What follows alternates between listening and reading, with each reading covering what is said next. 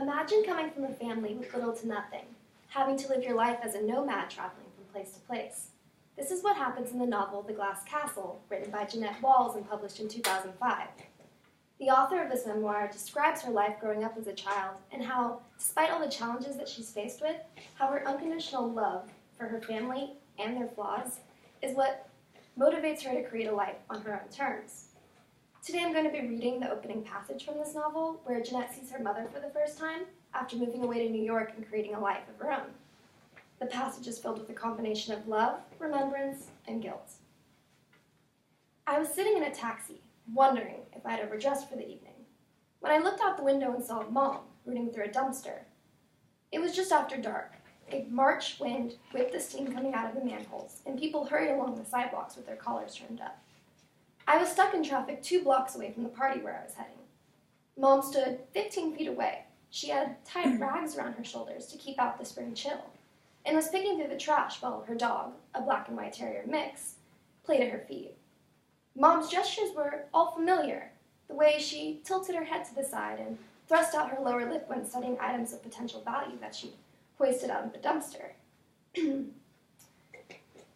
The way her eyes widened with childish glee as she found something that she liked. Her long hair was streaked with gray and tangled and matted. Her eyes had sunk deep into their sockets. But still, she reminded me of the mom she'd been when I was a kid, swan diving off cliffs and painting in the desert and reading Shakespeare aloud.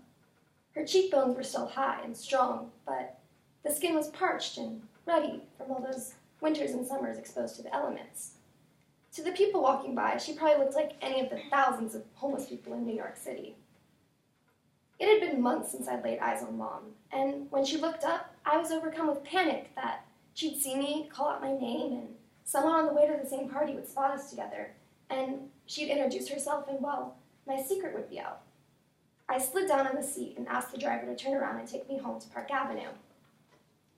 The taxi pulled up in front of my building, the doorman held the door open for me, and the elevator man took me up to my floor.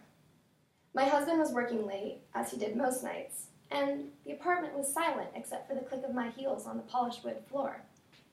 I was still rattled from seeing Mom, the unexpectedness of coming across her, the sight of her rooting happily through the dumpster. I put on some Vivaldi, hoping the music would help settle me down. I looked around the room. There was the turn-of-the-century bronze and silver vases and the old books with worn leather spines that I'd collected at flea markets. There was the Georgian maps that I'd framed, the Persian rugs, and the overstuffed leather armchair that I'd like to sink into at the end of a long day.